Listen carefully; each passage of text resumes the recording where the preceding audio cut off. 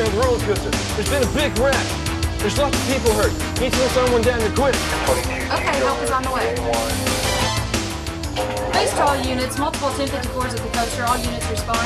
911, what is your emergency? This is Lisa at the amusement park. We've had an accident on the big roller coaster. We have injuries and some of the people may be serious. There could be 30 or 40 people hurt. Okay, I'm dispatching fire and ambulance units now. We'll follow the practice emergency plan. Security will meet the units at designated entrance D. This is probably the worst scenario we could present. An accident with injuries at the park's premier attraction. We designed the worst case scenario, but the lessons you will learn here today apply to all attractions. Water parks, theme parks, family entertainment centers. We'll teach you the right way to respond to guests in the park who are involved in the incident, to family members, and to the news media.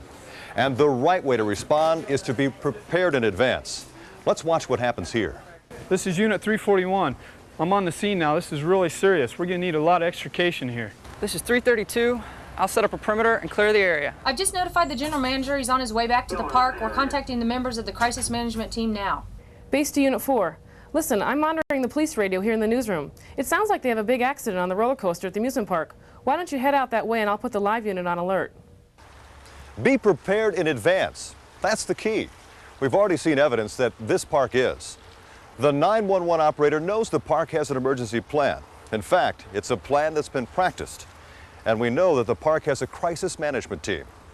Now let's talk about what the emergency action plan is all about. First and foremost, the plan should call for caring for the needs and well-being of park guests. The safety of guests and employees should always be the #1 priority. Next, the plan should call for a thorough and practiced plan of cooperation with police, fire officials, and the area ambulance service. Finally, park officials must cooperate truthfully and efficiently with the news media in a timely manner.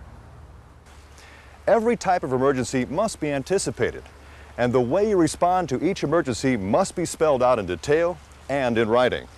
It could and should be a weighty document covering not only accidents, but also how you'd respond to severe weather conditions, working fires, chlorine or other chemical spills, bomb threats, crowd or gang control, robberies, or even park fatalities.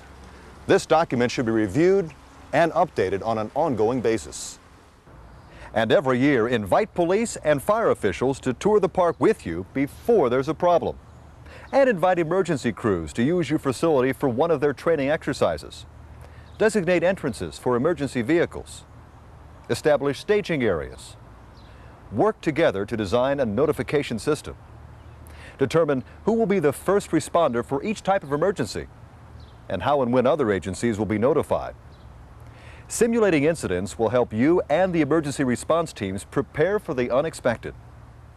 Now let's see how such a plan and rehearsal will work to your benefit. Due to your planning, the emergency response teams know the layout of your park, and they know the entrances that provide easiest access to the incident scene. They also know park security will lead the way. On site, you will have already secured the area, so emergency teams can go right to work assessing the incident and caring for the injured. The park incident commander provides assistance to the emergency response teams. Normally, the IC is the senior security or safety staff member in the park at the time of the incident. The IC also serves as the eyes and ears of the park's crisis management team, keeping in constant communication with the park's command post. Now, the command post is one of 3 work areas that must be established away from the incident scene. It's the work area for the park's top management and other members of the emergency action team. Team members would likely include the general manager, the operations manager, the security director, the maintenance manager, the public relations director, and others.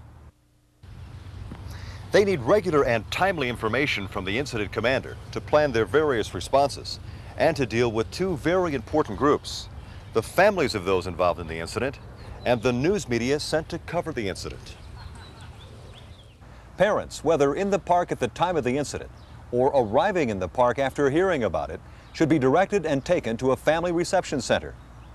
They should be aware that the family reception center is where all information will be released and where they'll get the most accurate and up-to-date information. Thank you for calling Amusement Park.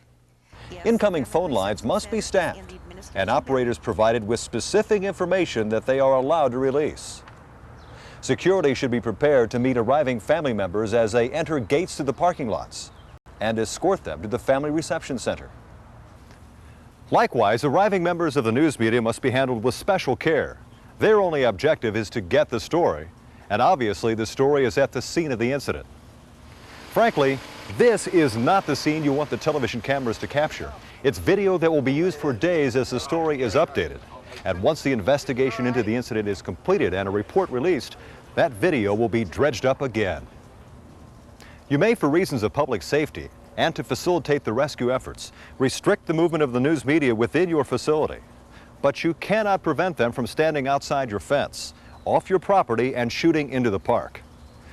Once again, security officers should meet arriving media and direct them to a media center. The media center, like the family reception center, will provide information on a frequent and regular basis. Frequent briefings are absolutely necessary to keep the families and the news media in place. If they lose faith in getting information from you, they'll leave the room and find their own way into the park. Here are some special considerations. Provide refreshments in both the media center and the family reception center. Provide as many phone lines as possible to the media center. Both the print and the electronic media will need them for communicating with their newsrooms. Constantly be aware of broadcast and print deadlines. Reporters must have information to develop their stories, and they must meet deadlines. Provide a consistent and knowledgeable spokesperson for all briefings. When possible, this should be the park general manager. Consider permanent ceiling installation of television lights in the media center. It can be used year-round whenever you call the media in for announcements, but can be especially useful in keeping reporters in the briefing room during incidents. Install a blue curtain in the media center, like the one behind the president during White House briefings. This provides a neutral background. Remember, a good rule of thumb: stand in front of your company logo or a park attraction when the news is good. Use a neutral background when the news is bad. Meanwhile, back at the incident scene, all efforts must be directed at caring for the victims. If the incident involves a ride, efforts should be made to identify the seating location of each person involved. During planning sessions with the emergency response teams, a method should be developed in identifying all guests and park employees involved in the incident. And for those who must be transported to a hospital, the IC should determine the destination hospital. It is essential that all this information be transmitted back to the Crisis Command Center. Names are essential, especially for the families. They must know whether or not their relative was involved in the incident, and if hospitalized, where they were taken. Confusion here creates angry family members. Angry family members are a delight for reporters, but a public relations nightmare for you. And that is a good enough reason for keeping family members and the media separated. Chance meetings in hallways or restrooms could complicate your efforts to control the flow of information. Naturally, the reporters are anxious to have access to the accident scene, and it's in your best interest to allow such access, but only after the injured guest and employees have been cleared from the site. Develop clear communications with the IC so you know for certain injured parties have been transported away from the incident scene before escorting the media to the location. Allow reporters and photographers full access to the site at that point within the constraints of safety and preservation of evidence for further investigation. Provide a ranking spokesperson, normally the general manager, for television live shots and other interviews. Always provide factual information. Never speculate. Never say no comment. Right or wrong, that's interpreted as guilty. If you cannot respond to a question, tell the reporter why you can't respond. Treat reporters equally. Disclose the same information to all. Advise reporters when updated information is expected. Call reporters who may have left the scene before new information is released. Why give so much attention to the media? Because if they don't get information from you, they'll get it from someone else. And if you don't tell the truth, a short-lived group of stories on a park incident could turn into an investigative series. Never ask to see a reporter's notes. Never ask to see a story in advance. But understand that you do have certain control over story development. You can and should provide enough background information to allow the reporter to tell the whole story. Successful dealing with the news media is an art form. You may be on your own property, but you're playing on the reporter's turf. And once the story hits the air or winds up in print, you'll be talking to more people than you'll shake hands with in a lifetime. We've already gone through our So it's wise to invest in media training, using experts to teach you, your key management, and your public relations personnel how to better control interview situations. Good media training will show you ways of getting your point across, even in bad news situations. What I would ask you to do is list within your departments those 12 or 13 nightmares, those things that if they happened and if you improperly responded to them would leave a negative impact as far as the media is concerned. And then what I want you to do is bridge immediately over to several what we call themes. And these themes kind of develop, as Paul Harvey would say, the rest of the story. Because it's not the reporter's job to flesh out the story. It's your job as spokespeople for an amusement park to make sure that the reporter, within the confines of that soundbite, gets that wonderful, complete story. And you really do the reporter a favor.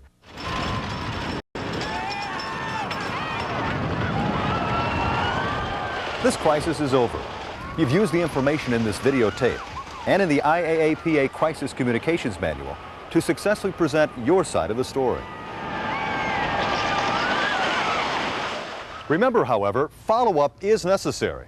Reporters will want to know the results of an investigation into the incident, what caused it, and they'll want to determine what you've done to prevent similar incidents in the future. Be open, be honest. It's the best approach and the only approach in successfully dealing with the media. Communicating crisis information is not the most pleasant part of your job. Providing safe family fun is your primary mission, so be prepared. Design an emergency plan and register it with the emergency units in your location. Designate a crisis management team and company spokesperson for each type of incident. Have a designated area for giving information to the media and family members involved. And be sure to keep the two groups separate. And provide regular, accurate information to both of these groups. Remember, it's safer being in the park than it is traveling to and from the park. When incidents do occur, your thorough advanced preparation will pay big dividends.